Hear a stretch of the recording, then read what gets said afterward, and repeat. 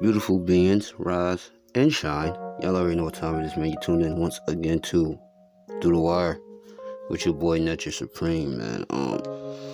Yeah, man, it's been a lot of talk, misconceptions, actually. Too many misconceptions, honest, about so-called reparations, man, and whether they're going to be applied and whom they should be applied to. And this is one thing I always said, man. Make sure that you do your due diligence, man, and you do the necessary things that you need to do in order to understand what's really going on. A lot of us really don't even understand. If you ask the average person who was connected, or where did the creation of the 40 acres in the mill, you feel me, and things like that came from, it's very hard for individuals to even be able to tell you these things. They don't even know, that certain military presences was involved, certain presidents. There was black figures, black leaders, which you will hear here soon. I got an audio that I want you guys to listen to so you can get a better understanding of reparations, bro, and how these things work. But General Sherman, you can look him up. We're gonna do some history on him so you can get an understanding of who these individuals are. Is one of the pioneers of creating the 40 acres and a mule, and we'll go into what that entails. But you got to do your research, man. And one thing I want to point out is that once you know, once your third is open, once you're conscious to what is going on, What we gotta stop doing is so-called black people, natives, whatever the hell you want to call yourself. We're gonna get into that too, his affiliation and experiences with the natives as well. But we gotta stop falling for the banana in the tailpipe, bro. We gotta start thinking for ourselves, man, and having an understanding of what's really going on. But with that being said, man, I want y'all to tune in, man. Bear with me, man. I may pause it here and there just to chime in on something or to bring something to your acknowledgement, so we can have an understanding, man. But we're going to get into it, man. I'm going to give you my reason for why I think that the 40 acres and the mule and the reparation is all a joke. It's a gimmick. It's a game. You feel what I'm saying? So at the end of the day, we're going to get involved into this and we're going to talk about it, bro.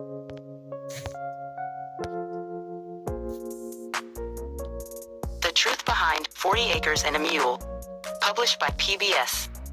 We've all heard the story of the 40 acres and a mule promised to former slaves. It's a staple of black history lessons, and it's the name of Spike Lee's film company. The promise was the first systematic attempt to provide a form of reparations to newly freed slaves, and it was astonishingly radical for its time, proto-socialist in its implications. In fact, such a policy would be radical in any country today. The federal government's massive confiscation of private property, some 400,000 acres, formerly owned by Confederate landowners, and its methodical redistribution to former black slaves. What most of us haven't heard is that the idea really was generated by black leaders themselves. It is difficult to stress adequately how revolutionary this idea was, as the historian Eric Foner puts it in his book, Reconstruction, America's Unfinished Revolution, 1863 to 1877. Here in coastal South Carolina and Georgia, the prospect beckoned of a transformation of Southern society. The Carolinas and Georgia is a huge milestone for a lot of things that did happen as far as things concerning melanated individuals, black revolutions, organizations, Underground Railroads was, rumored to have, touched those lands too. So remember these states, bro, the Carolinas and Georgia. These things are very important. Remember these things. More radical even than the end of slavery. Try to imagine how profoundly different the history of race relations in the United States would have been had this policy been implemented and enforced. Had the former slaves actually had access to the ownership of land, of property, if they had had a chance to be self-sufficient economically, to build, accrue, and pass on wealth. After all, one of the principal promises of America was the possibility of average people being able to own land, and all that such ownership entailed. As we know all too well, this promise was not to be realized for the overwhelming majority of the nation's former slaves, who numbered about 3.9 million. What exactly was promised? We have been taught in school that the source of the policy of 40 acres and a mule was Union General William T. Sherman's Special Field Order No. 15, issued on January 16, 1865. That account is half right. Sherman prescribed the 40 acres in that order, but not the mule. The mule would come later.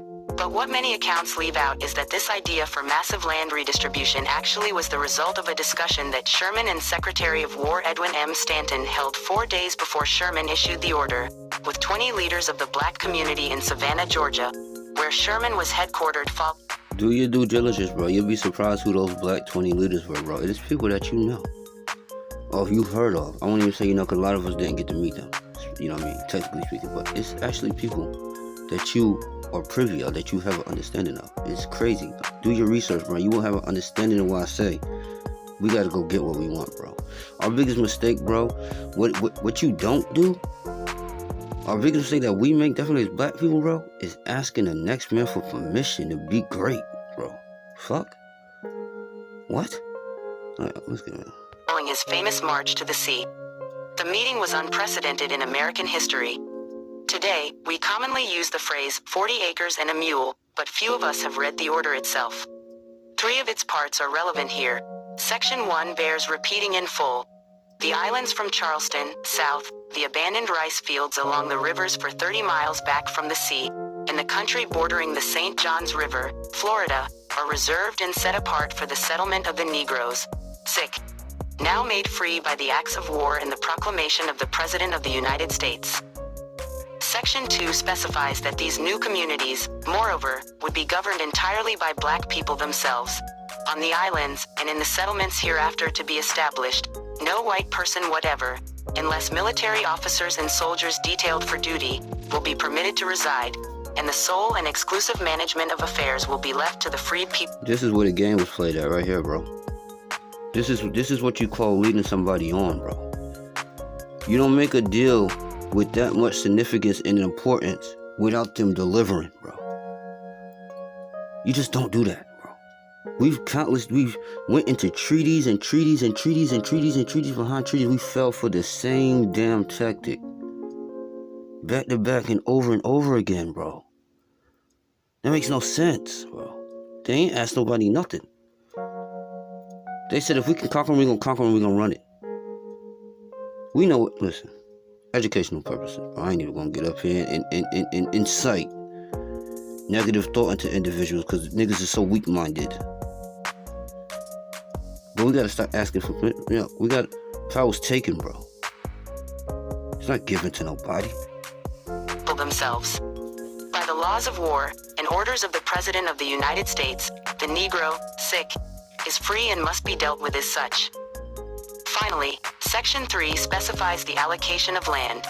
Each family shall have a plot of not more than 40 acres of tillable ground, and when it borders on some water channel, with not more than 800 feet waterfront, in the possession of which land the military authorities will afford them protection, until such time as they can protect themselves, or until Congress shall regulate their title. Cap. With this order, 400,000 acres of land, a strip of coastline stretching from Charleston, South Carolina, to the St. Johns River in Florida, including Georgia's Sea Islands and the mainland 30 miles in from the coast, as Barton Myers reports, would be redistributed to the newly freed slaves. The extent of this order and its larger implications are mind-boggling, actually. See, I want to pause right here before we go into something more about General Sherman. Listen, I wanted to show you this so I could show you the contradictions that's about to come up, bro. You hear everything they was promising, oh, give them the land, or give them an ample amount of time, or give them the necessary time that they need in order to sustain themselves, and we're going to step back and we're going to... When people are making claims as egregious as this one, bro, you have to make them show up and prove it. I want it right now. Not next year, not in 2 months. I want it right now. If you're not going to give it to us, we're going to take it. That should be the mindset. But I want y'all to understand, too, once we get into the second half, listen at the contradictions. This is the same individuals that promised you 40 acres and a mule while taking and disrespecting and degrading and pillaging other individuals. Oh, yes. General Sherman was a war general. And came up with some of the best war strategies, war tactics ever known to man. He had a heavy hand in wiping out the native population, bro. We're going to get into that. Engine 3.0. This is the letter he wrote to his brother. The History Engine. On September 23, 1868, General William T. Sherman wrote to his brother Senator John Sherman from the headquarters of the Military Division of Missouri. In his letter, Sherman discussed the ensuing struggles between the United States Army and the Plains Indians and expressed some of his thoughts on how best to deal with the situation. Many of these thoughts appear to point to one thing: total war.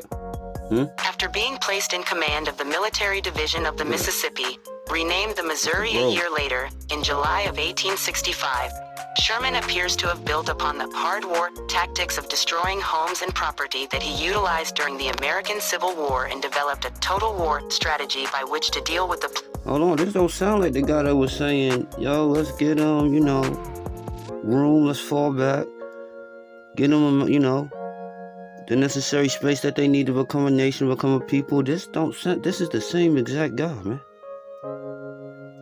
This is the same exact guy, bro. This is what he's been doing. He's been running through shit, tearing it up, bro. In the name of whatever it is he believes in. We're gonna get into that. Plains Indians.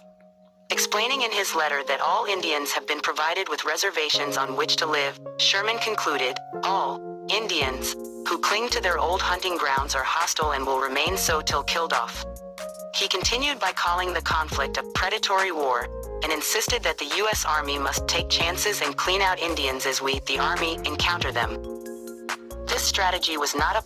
So I asked the ADOS and all of these other goofies, this is who you bargained with. This is who made it possible in order for you to, scream 40 acres and a mule, bro. So, the sad thing about it is, if it was to happen, the majority of blacks would take it, knowing that this man is a piece of shit and didn't stand on nothing that he proclaimed to stand on in that treaty. Applied only to Indian men. On the topic of Indians, Sherman is quoted in a work by historian John F. Marshallek to have said, during an assault, the soldiers cannot pause to distinguish between male and female, or even discriminate age.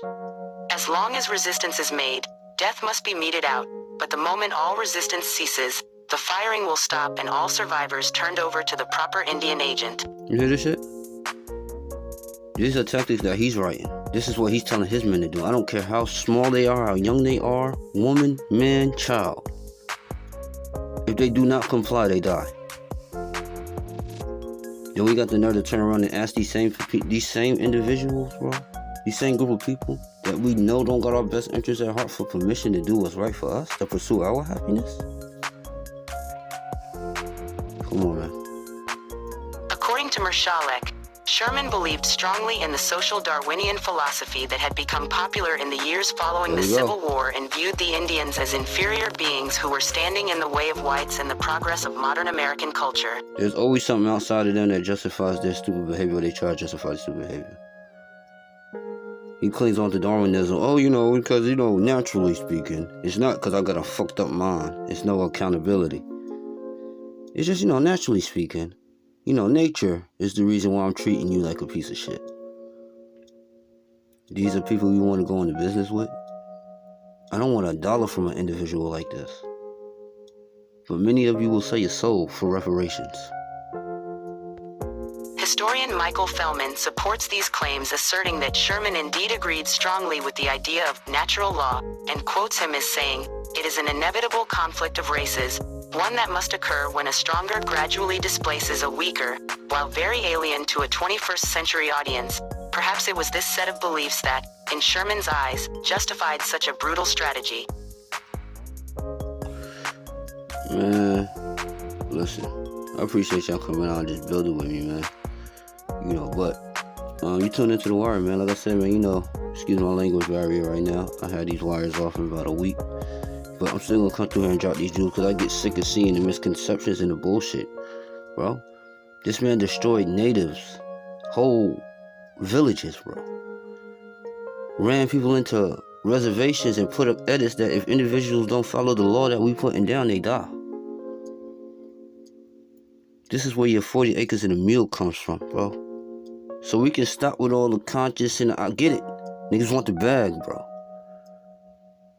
You feel me? What, you gonna trade your dignity and salvation in for that? You sell your soul for something that you're deserving of?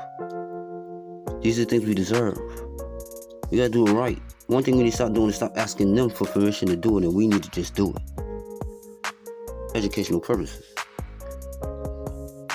But that's all I want individuals to know, man. You're now tuned in, man. Once again to The Wire. I'm your boy, man.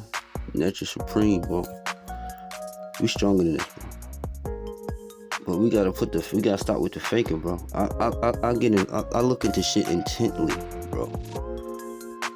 This is why you never see me advocate reparations. For what? It was a joke from the beginning, bro. You can't tell that. I'm in the streets, bro. I know when I'm being led on. I know when I'm playing, bro. Some of y'all don't have that mindset yet, bro.